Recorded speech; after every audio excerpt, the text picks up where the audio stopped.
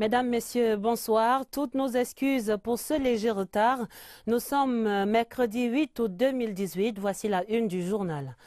La fin du suspense hier mardi pour les candidats à la présidentielle 2018, sauf dernière validation du Conseil constitutionnel. Qui donc sont les 9 sélectionnés à cette étape? Portraits et parcours en tête de ce journal. La fin du rêve pour les 2 dames engagées dans cette présidentielle 2018. Dossier rejeté après examen à Elekam. Et la question revient. Où sont donc passées les femmes politiques camerounaises? Éclairage dans la grande enquête du journal. La fin de l'arbitraire et des abus avec l'avènement ce mercredi de la commission chargée des indemnisations des victimes. L'installation des pionniers de cette instance et leur mission, c'est à découvrir dans ce journal. Voilà pour les titres. Le 20h30 vous ouvre ce soir la galerie de portraits des présidentiables 2018. En tête sur ce podium, le président de la République, son Excellence Paul Biya, candidat à sa propre succession. Depuis son excellent parcours académique jusqu'à son accession à la magistrature suprême le 6 novembre 1982, Yves-Marc Medzo retrace ici la fulgurante trajectoire politique du chef de l'État camerounais. C'est une histoire qui prend sa source en Vomoka, au cœur de la forêt équatoriale du Sud Cameroun. Pétri dans la rigueur de l'éducation chrétienne, il grandit sous l'escorte des missionnaires, d'abord à l'école catholique d'Undun, puis au petit séminaire d'Edea et d'Akonon. Il regagne par la suite le lycée Leclerc de Yaoundé, où il va obtenir la première partie de son baccalauréat. La foi et l'éducation reçue de sa famille et de ses enseignants le préparent à affronter la dure expérience de la vie. Il va par la suite s'envoler pour l'Europe. Là-bas, il étudie le droit dans tout son raffinement et la science politique dans toute sa subtilité. Dans sa gibecière, une licence en droit, un diplôme de l'Institut d'études politiques de Paris, un autre de l'Institut de hautes études d'outre-mer et pour couronner le tout, un diplôme d'études supérieures en droit public. Son séjour en Europe lui donne une vive conscience du rôle qu'il est appelé à jouer pour son pays. C'est pourquoi, revenu au bercail, Paul Biya prend l'option de faire don de sa jeunesse, de sa vie au service du Cameroun. D'une année à l'autre, il va gravir les différents paliers de la haute administration camerounaise, puis finit par devenir président de la République. Devenu président, l'État, sa grandeur, sa viabilité et sa pérennité vont constituer la matrice de son action. Très peu porté vers les excentricités, Paul Biya a gardé de ses origines paysannes le goût de la terre et à ses compatriotes, il ne se lasse pas de faire partager sa passion pour l'agriculture. Père de famille discret et attentionné, il a trouvé en Chantal Biya son atout charme pour conquérir davantage les cœurs de ses compatriotes et gagner la bataille du social. Avec une capacité insoupçonnée à lever les foules, le président de la République conserve auprès de sa jeunesse et de la grande armée des militants du Rassemblement démocratique du peuple camerounais, son parti, un arsenal séductif impressionnant. Malgré les intempéries parfois de grande ampleur, malgré un magistère émaillé de différentes crises, complots et trahisons, le président Biya reste inoxydable. Sa longévité exceptionnelle au sommet de l'État tient à la fois à sa fidélité aux valeurs sacrées de la République, mais aussi et avant tout en la confiance sans cesse renouvelée à lui par son peuple, toute sensibilité sociopolitique confondue. Au Cameroun de Paul Biya, terre d'opportunités, les raisons d'espérer sont nombreuses. Dans un environnement international de plus en plus régi par les relations d'interdépendance, il a pris le parti d'ouvrir son pays au monde, de l'enrichir au contact des autres dirigeants. Aujourd'hui, l'acuité de son regard sur la marche du monde fait unanimement de lui un homme d'État écouté, consulté et respecté. Plus qu'un homologue pour ses pairs, le président Biya est devenu un inspirateur. Point de doute là-dessus, en cette année 2018, année de tenue de l'élection présidentielle au Cameroun, le président de la République, Paul Biya, apparaît comme la meilleure réponse camerounaise pour relever les défis du moment. Paul Biya, le bouclier le plus sûr, l'homme de la situation. Et voici Maître Akeremouna Tabeng, avocat chevronné et ancien bâtonnier au barreau du Cameroun. Il est également en lice pour la prochaine présidentielle. L'ancien vice-président de l'ONG Transparency International se présente pour la première fois à ce scrutin présidentiel, mais il se veut le candidat idéal pour l'alternance au Cameroun. Son portrait brossé ici par Julienne Vogo. En politique depuis 10 mois, mais déjà investi par le Front populaire pour le développement en vue de l'élection présidentielle à venir. Maître Akeremouna dit n'avoir jamais perdu une élection. Je me suis présenté à plusieurs élections dans ma vie. Et je n'en ai encore perdu aucune. Et je ne pense pas que je vais commencer maintenant. C'est moi. Membre de l'Union africaine sur les flux financiers et illicites en Afrique, il cite les niches de corruption auxquelles il va s'attaquer. Si vous traitez le problème de corruption, vous allez économiser au moins 40%. Fils de Salomon Tandemouna, l'un des pères de la réunification, l'avocat prône le dialogue mais dénonce le manque de légitimité des personnes en charge du règlement de la crise sociopolitique dans les régions du sud-ouest et du nord-ouest. 66 ans marié, Akeremouna affirme qu'il est le candidat de l'alternance. Serge Espoir Matomba figure parmi les 9 sélectionnés pour la présidentielle. À 39 ans, il mise sur sa jeunesse et sur le côté innovant de son projet de société pour s'imposer dans ce scrutin. Découvrons donc l'un des plus jeunes candidats à la présidentielle 2018 sous le coup de pinceau de Éric Benjamin Lamère. Il est un peu plus de 9 h ce mercredi. Serge Espoir Matomba débarque dans les locaux de son parti ici au quartier d'Iguessono à Yaoundé. Le candidat à l'élection présidentielle interpelle les membres de son équipe de campagne sur l'exigence de ponctualité. On ne commence pas le travail à 9h30. On commence à 8h. Quand vous arrivez à 9h24, c'est beaucoup fait. Conseiller municipal à la commune de Douala 4e depuis 2013, le premier secrétaire du parti dénommé Peuple Uni pour la rénovation sociale PURS se veut un homme pur et neuf. À 39 ans, Serge Espoir Matomba se présente comme un self-made man, fils d'un fonctionnaire de police et d'une mère au foyer. Il dit avoir bénéficié d'une éducation stricte, chrétienne et rigoureuse, avec comme valeur cardinale l'amour du prochain, l'entraide, le sens du partage et de la responsabilité. C'est ce qui fonde sa personnalité et devrait faire la différence dans les urnes le 7 octobre prochain. C'est l'humilité, l'écoute, la volonté de servir, la capacité de rendre compte. Vous savez, je pourrais vous donner tant d'éléments.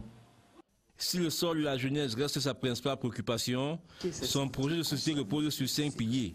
Le combat contre les inégalités, la lutte pour une économie souveraine, une sécurité protective, un cadre de santé préventif et curatif, ainsi que la réforme du système éducatif pour le rendre excellent. Pour la victoire au soir du 7 octobre, comme il en est convaincu, Serge Espoir Matomba déploie une stratégie de campagne qui allie travail de terrain et omniprésence sur les réseaux sociaux et autres plateformes numériques. Adamoun Damjoya est l'un des plus anciens dans cette course au prestigieux palais des Toudi. Un seigneur donc, il en est à sa 4e candidature à cette élection présidentielle au Cameroun. Le meilleur score du président de l'UDC, l'Union démocratique du Cameroun, aura été enregistré en 2004 avec 4,4%. Adamoun Damjoya se présentait alors à la tête de la coalition pour la réconciliation nationale et la reconstruction. 76 ans, le maire de Fumba aspire à la magistrature suprême avec en haut de son programme la lutte contre la corruption. Les traits saillants de cet homme politique sous la plume de Oswald Modon. Il peut passer pour un habitué des élections présidentielles au Cameroun. Adamoun Damjoya présente sa première candidature au scrutin de 1992, un an après la création de son parti politique, l'Union démocratique du Cameroun, l'UDC. Au bout du compte, il se classe 4e, avec 3,6% de voix. Il fera l'impasse sur la présidentielle de 1997, avant de revenir en 2004, porté par la Coalition pour la réconciliation nationale et la reconstruction, une coalition de partis politiques de l'opposition, dont c'était de solidariser le SDF. C'est d'ailleurs au cours de ce scrutin qu'il obtiendra son meilleur score jusqu'ici, à une élection présidentielle, 4,48%. En 2011, sous la bannière de son parti politique, l'UDC, Adamoun Damjoya enregistre 1,7% des voix à l'élection présidentielle. Pour 2018, à 76 ans, le natif de Fumban dans la région de l'Ouest est candidat pour la 4e fois. Il envisage limiter les mandats à 5 ans chacun. Il plaide aussi pour une élection présidentielle à 2 tours. La lutte contre la corruption est l'un de ses chevaux de bataille. Sa longévité sur la scène politique est garantie par une base militante fidèle. À date, l'UDC compte 163 conseillers municipaux, 4 députés à l'Assemblée nationale et 5 maires. Adamoun Dam-Dioya a par ailleurs inscrit son nom sur d'autres pages de la vie nationale.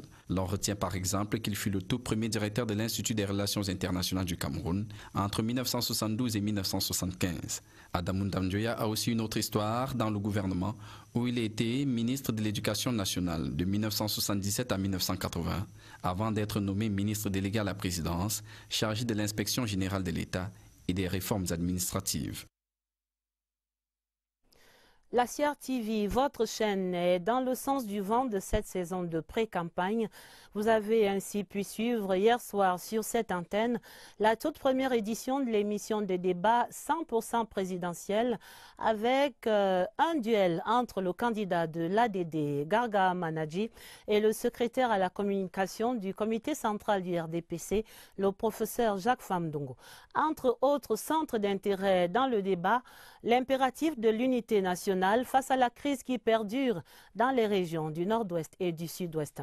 Je vous propose ici un extrait de ces arguments croisés.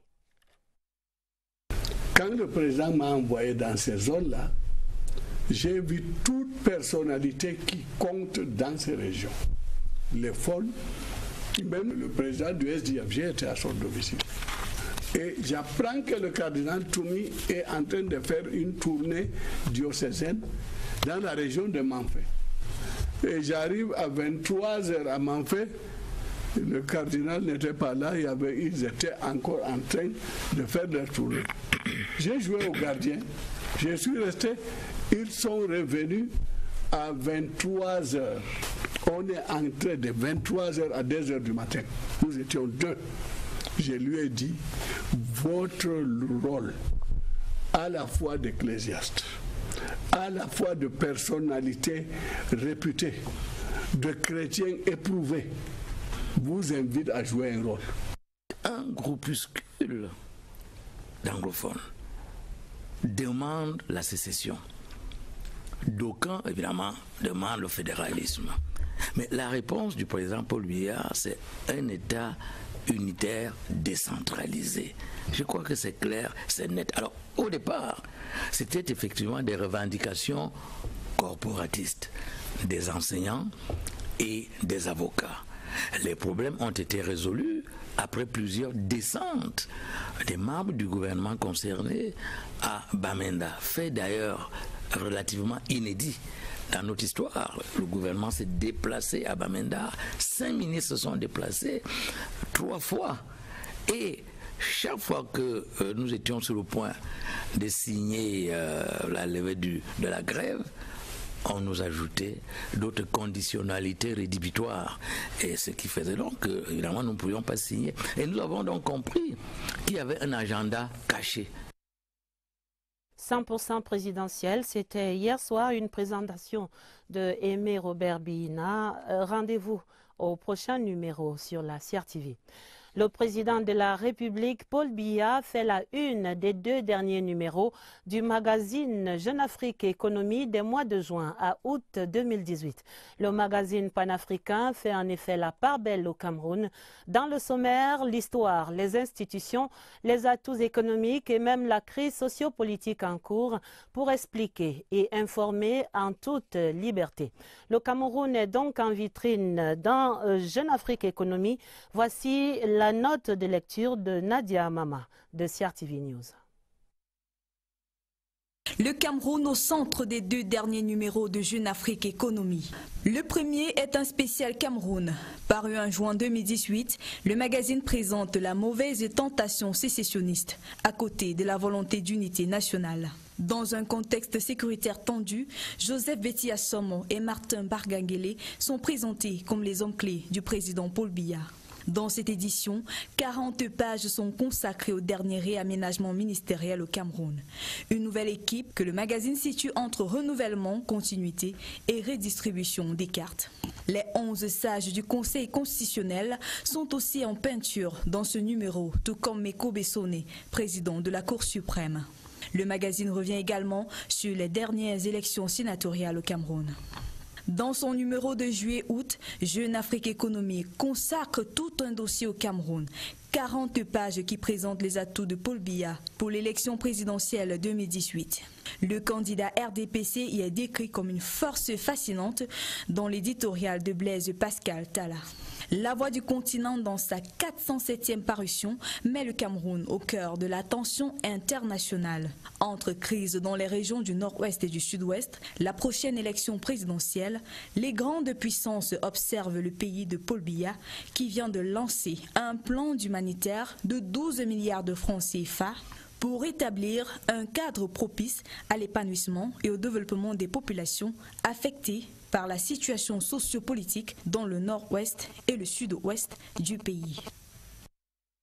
Et pour cette présidentielle 2018, il faut dire que le travail ne fait que commencer pour Elections Cameroun après la publication de la liste provisoire des candidats hier mardi. Et en attendant le contentieux préélectoral, Elecam se mobilise déjà pour l'acheminement du matériel de vote. L'on annonce aussi dans les tout prochains jours des visites d'évaluation sur différents sites par des membres du Conseil électoral. L'avenir immédiat à Elecam, décrypté par Séverin Alégambélé. Le Conseil électoral a rendu la première copie de l'examen des 27 dossiers déposés le 19 juillet dernier. 9 candidatures sont retenues pour le moment.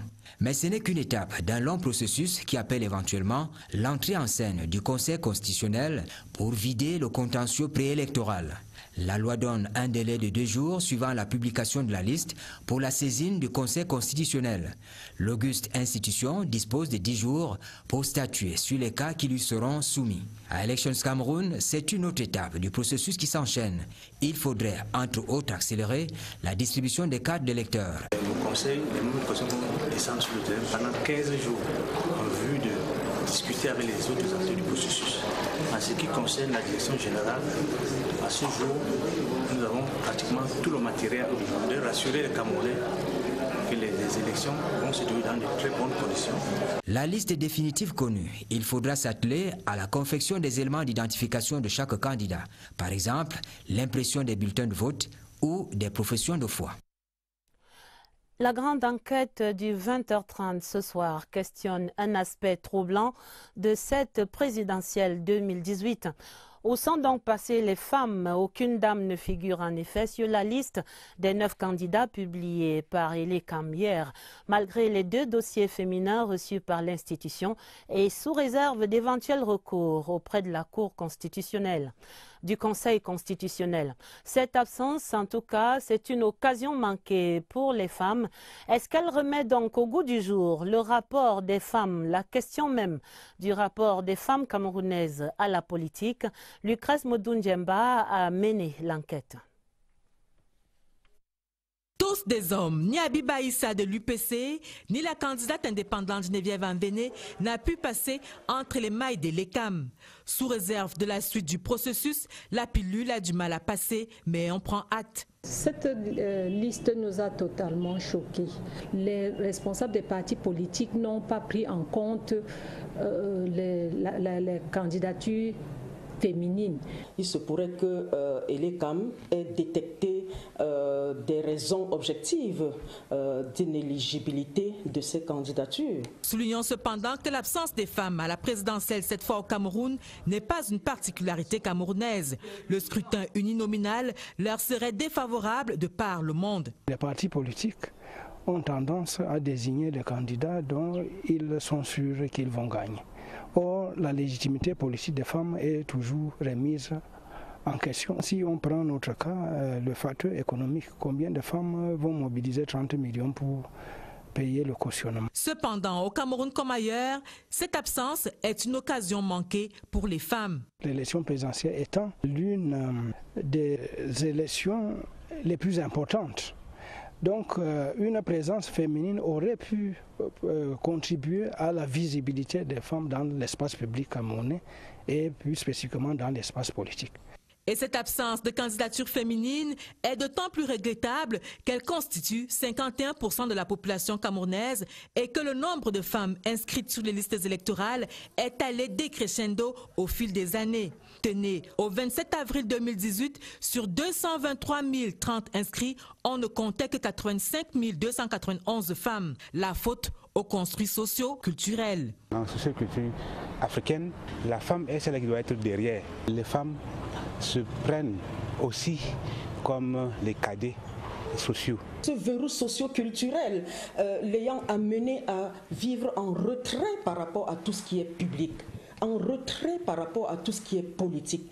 Aller s'inscrire sur une liste électorale, c'est pour elle assez accessoire. Ce n'est certainement pas accessoire, d'où l'importance de revoir certaines stratégies de promotion des femmes en politique. Nous devons nous organiser pour accompagner même la composition des dossiers de candidature. Si on veut faire avancer davantage la représentation politique des femmes, le Cameroun, le gouvernement devrait prendre le quota obligatoire. Alors peut-être seulement pourrait-on parler d'élections féminines au Cameroun. Autre chose à présent dans le journal, peut-être la fin des abus et de l'arbitraire dans les commissariats et les prisons au Cameroun. Les membres de la commission d'indemnisation des personnes victimes de garde à vue et de détention provisoire abusive prenaient fonction ce mercredi à Yaoundé. Le premier président de la Cour suprême, en installant ses pionniers, leur a rappelé les missions, réparer les préjudices subis par les personnes innocentées et puis sanctionner les fonctionnaires en porte-à-faux avec les droits et les libertés des citoyens. Thérèse Yolande Dima.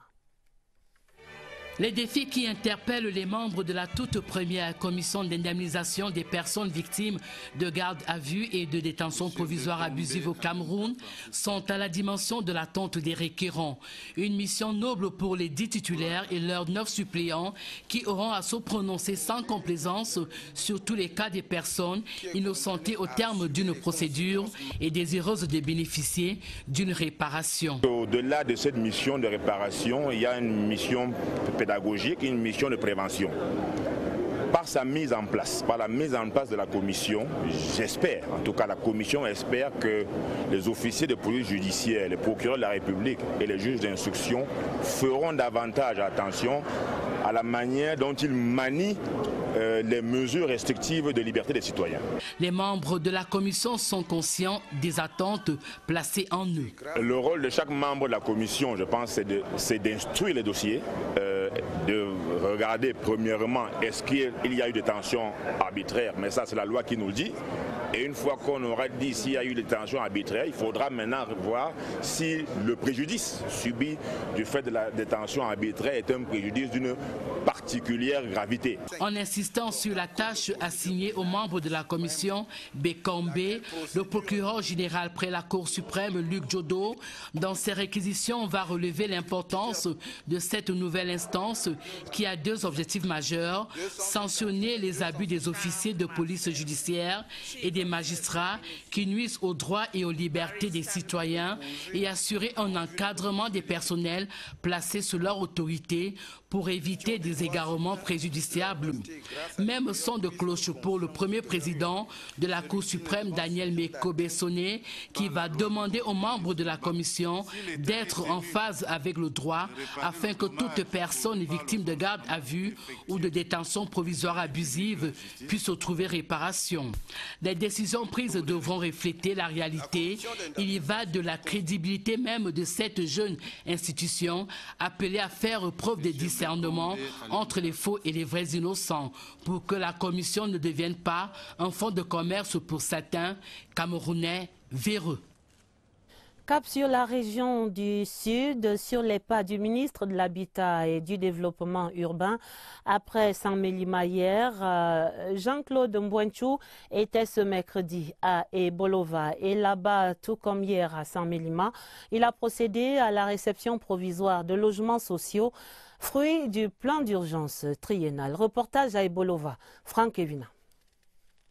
Les 100 logements sociaux des Bolova ont changé la physionomie d'Ngalane, village du comice agro-pastoral de 2011. Il s'agit de 26 villas, dont 14 jumelées et 12 isolées. Le reste constitué d'appartements de 3 et 4 chambres salons. Le camp est aussi doté d'un supermarché, un centre de santé, une école ainsi que des bureaux, le tout raccordé par des voies bitumées. Un cadre de vie plaisant, provisoirement réceptionné par le ministre de l'Habitat et du Développement urbain. Les logements faits dans le cadre du plan d'urgence triennal décidé par le chef de l'État, exécuté par une entreprise marocaine. D'autres recommandations de M. le ministre ont été faites aujourd'hui, mais ce n'est pas des choses majeures, hein, donc je suis juste pour la finition. Dans ce site où nous sommes, c'était le site de l'ancien, où s'est déroulé le comice agro-pastoral des Bolova. Vous vous rendez compte que ce site est devenu finalement une nouvelle ville. Doté de nouveaux logements sociaux, Bolova bénéficie aussi de plusieurs projets d'aménagement urbain. En prenant le pouls des chantiers, le ministre de l'Habitat et du Développement urbain a apporté des réponses à certaines préoccupations. Cas du processus d'expropriation des populations installées sur le tracé de la bretelle devant relier le lieu dit Sagacité à la descente abattoir au quartier en Mont 3. Un projet qui bénéficie d'un financement spécial d'un peu plus de 800 millions de francs CFA. Il y a quelques problèmes d'expropriation, d'indemnisation. Nous avons donné des instructions que ceci soit réglé au plus vite par la descente sur les lieux de la commission, n'est-ce pas, préfectorale. En chantier de part et d'autre, Bolova, ville du chimpanzé pourri, augmente petit à petit son capital séduction pour éviter d'être comme son nom l'indique. Parlons à présent d'une nouvelle catégorie de médiateurs sociaux. On les appelle des conseillers de salariés.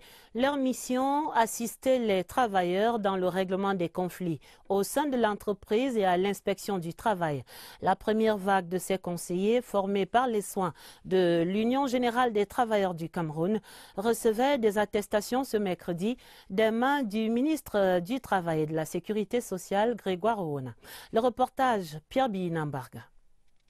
C'est l'Institut supérieur des sciences du travail ayant pour vocation la formation des cadres syndicaux qui met ainsi son expertise à la disposition de l'Union générale des travailleurs du Cameroun. Une centrale syndicale pour cette session de formation des conseillers du salarié. Le conseiller du salarié a le même rôle que l'avocat. Il défend le travailleur au sein de l'entreprise et il assiste au conseil, à l'inspection du travail. Au cours de cette cérémonie, 8 salariés reçoivent des attestations. Que ce soit au niveau des licenciements abusifs ou certaines réclamations comme les échelons ou les catégories qui ne changent pas au cours des années. Donc, du moment où il n'y a plus de dialogue entre l'employé et l'employeur, nous intervenons pour que les choses se passent au mieux. Notre mission, c'est de défendre le salarié au niveau du conseil de discipline de son entreprise, pour l'accompagner pour la défense au niveau du tribunal. Le ministre du Travail et de la Sécurité sociale, Grégoire Ouona, salue l'initiative de l'Union générale des travailleurs du Cameroun, UGTC, et félicite les lauréats du jour pour cette formation sanctionnée par une attestation qui est au service de la défense des bons travailleurs. La cérémonie de remise des attestations de fin de formation des conseillers du salarié coïncide avec l'ouverture de la première session de formation des membres des bureaux des sections syndicales d'entreprise. Le ministère de l'Éducation de base accueillait ce mercredi son nouveau secrétaire général. Ebone Paul Tikou a été installé par Madame le ministre Youssouf Adjidja Halim. Principale prescription, veiller à l'application rigoureuse de la nouvelle politique du livre unique par matière dès la rentrée prochaine. Étienne Pascal Azegue était au cercle municipal de Yaoundé pour la rédaction. Ebone Paul Tikou est appelé à mettre au service du ministère de l'Éducation de base sa riche expérience professionnelle au moment où il prend les rênes du secrétariat général. Ce professeur hors échelle des écoles normales des instituteurs devrait aider à la mise en œuvre complète de la feuille de route de ce département ministériel. J'avais travaillé dans le ministère de l'Éducation comme inspecteur pédagogique en charge de l'école primaire et maternelle. Donc je pense que j'ai une certaine idée, mais en travaillant en collaboration avec tous qui sont là devant moi, je pense qu'on peut faire quelque chose pour avancer l'éducation au Cameroun. Celui que le ministre Youssouf Adidja Alim présente comme étant the right man in the right place est détenteur de 2 masters, dont un en sciences de l'éducation. Le natif de Koumba, dans la région du Sud-Ouest, est âgé de 59 ans, dont 22 passés comme proviseur dans plusieurs lycées bilingues au Cameroun. Et Bonnet Paul Tikou remplace à ce poste Bissé Beya, muté au ministère des enseignements secondaires. Le Cameroun se souvenait ce 8 août des martyrs de l'indépendance, l'apothéose de la commémoration des héros nationaux. Rudolf Mangabel et Adolphe Ngosodine a lieu en ce moment même sur le site historique des exécutions. Les activités sont conduites par le roi des Belles à Douala. Retrouvons sur place Marie-Gabrielle Mfegue.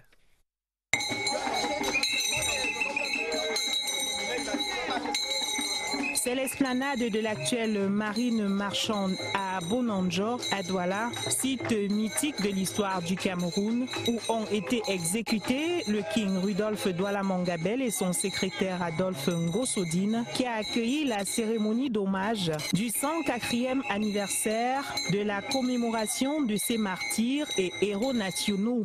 Le cantombel, conduit par son Altesse royale Jean-Yves Bébé Douala Mangabel, dans la pure tradition Sawa dès les premières lueurs du jour, et c'est aux représentants du gouverneur, le chef du service des affaires socio-culturelles et économiques, qui est revenu l'honneur de déposer une gerbe de fleurs à l'endroit même où a implanté l'arbre qui avait servi jadis à la pendaison des héros et martyrs. Vêtus d'une tunda, l'herbe sacrée, les fils et les filles du cantombel, une torche traditionnelle allumée afin que l'esprit des défunts perdure à jamais et éclairer tout le peuple sawa. L'on retient que l'esprit de sacrifice pour l'intérêt commun, des actes patriotiques pour la préservation de l'intégrité nationale, l'unité et la conservation de notre patrimoine, à l'exemple de ces héros, doit perdurer au Cameroun pour la paix et l'unité.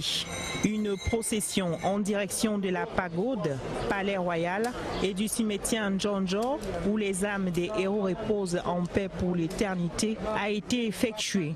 Des rites afin que les doléances et les requêtes du Cameroun tout entier soient toujours écoutées dans l'au-delà. Les diplomates du Canada et du Rwanda étaient reçus ce mercredi au ministère des Relations extérieures. Le ministre Lejeune Belambela s'est entretenu tour à tour avec son Excellence Nathalie O'Neill, haut-commissaire du Cameroun, du Canada, puis son Excellence Jean-Baptiste Habyarimana, l'ambassadeur du Rwanda. Voici le compte-rendu de Laurentine Bokono. Pas de répit pour la diplomatie camerounaise. Le haut-commissaire du Canada au Cameroun, Nathalie O'Neill, est la première ce mercredi 8 août 2018 à franchir les portes du cabinet du ministre, le jeune Belambela. Échange convivial entre les deux personnalités, reflet d'une diplomatie rayonnante. Nous avons parlé de la programmation canadienne au Cameroun, nous avons parlé un peu d'élections, nous avons parlé évidemment de la situation difficile là, dans les régions du Sud-Ouest et du Nord-Ouest, nous avons parlé des compagnies canadiennes. Donc on a vraiment fait un grand survol là, des thèmes qui nous intéressent et qui nous préoccupent. Le Canada entretient avec le Cameroun des anciennes relations diplomatiques. Ces liens se sont renforcés avec l'OTAN par des affinités particulières. L'usage des mêmes langues officielles, l'anglais, le français, et une appartenance à l'Organisation internationale de la francophonie et au Commonwealth.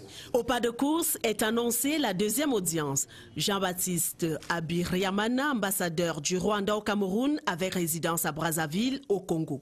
L'entretien entre les deux personnalités s'inscrit en droite ligne des liens d'amitié et de fraternité qui caractérisent les relations entre les deux pays. De l'Amérique du Nord à l'Afrique de l'Est, la diplomatie camerounaise reste rayonnante. Je vous signale ce télégramme officiel de condoléances du président de la République du Cameroun, son Excellence Paul Biya, adressé à son Excellence Joko Widodo, le président de la République d'Indonésie à Jakarta, à la suite du très lourd bilan des victimes et des blessés, conséquence du violent séisme qui a dévasté l'île de Lombok. La page des sports pour la suite de la mission d'évaluation des infrastructures de la CAN Cameroun Total 2019 par les inspecteurs de la CAF. La délégation était ce mercredi à l'étape de Garoua en compagnie du ministre des Sports et de l'Éducation physique Bidong Pat. Du stade Rumde Hadja aux autres projets, voici le reportage à Garoua de Claver Pascal Ndanga. Accueilli chaleureusement à l'aéroport international de Garoua par le gouverneur Jean Abaté dit, la délégation de la CAF conduite par Anthony Bafoé, qu'accompagne le ministre des Sports et de l'Éducation physique, Bidong Pat, met ensuite le cap sur les différents chantiers de construction des infrastructures sportives et hôtelières dans le cadre de la CAN Total Cameroun 2019. Au stade Rumde Hadja de Garoua, la délégation est accueillie par une ambiance de travail. Les ingénieurs, tout comme les manœuvres, sont à la tâche dans l'optique d'achever l'extension de la tribune Est qui va porter à 20 000 places le stade principal de la compétition. Les émissaires de la CAF vont passer en revue tous les différents compartiments du stade et toujours, à chaque fois, très attentifs aux explications qu'accompagnent les questions et prises de notes. Même scénario au cours de la visite des stades d'entraînement de Rumde Hadja, Pumpumre, Raire, Sénages et le complexe de coton sport de Garoua. Dans les infrastructures hôtelières, c'est le même exercice. À l'hôtel des sports, tout comme l'hôtel de la cité, c'est la sérénité avec sur les visages des responsables en charge des travaux un air d'optimisme. En attendant les conclusions de cette troisième mission d'inspection de la CAF, le comité local de site de Garoua que préside le gouverneur Jean Abaté dit se veut serein. Des nouvelles de la délégation de la CAF à Garoua qui mettent un terme à ce 20h30. À retenir la fin du suspense depuis hier mardi pour les candidats à la présidentielle 2018, sauf dernière validation par le Conseil constitutionnel. Le 20h30 vous a invité à la découverte des portraits et des parcours des présidentiables. La fin du rêve pour les deux dames engagées dans cette course à la présidentielle. Leur dossier rejeté après examen à l'ECAM. L'enquête du 20h30 questionnait la place de la femme camerounaise sur l'arène politique. La fin également de l'arbitraire et des abus avec l'avènement ce mercredi au Cameroun de la commission chargée des indemnisations des victimes. L'installation des pionniers de cette instance était montrée pour vous dans ce journal. La fin du 20h30 préparée avec la collaboration de Lucie Colette Avoulou. Vous aurez d'autres informations à minuit avec Jean-Cyriac Bessé et Patricia Leba Metukson. Retrouvez sur cette antenne immédiatement à la fin de ce journal Melissa Nambangi dans le documentaire Between the Lines. Vous pouvez revoir ce journal et toutes les éditions d'information de CRTV News sur notre site internet www.crtv.cm. CRTV News à regarder également sur le canal 394 du bouquet Canal+. Très belle soirée sur la CRTV et à demain 20h30.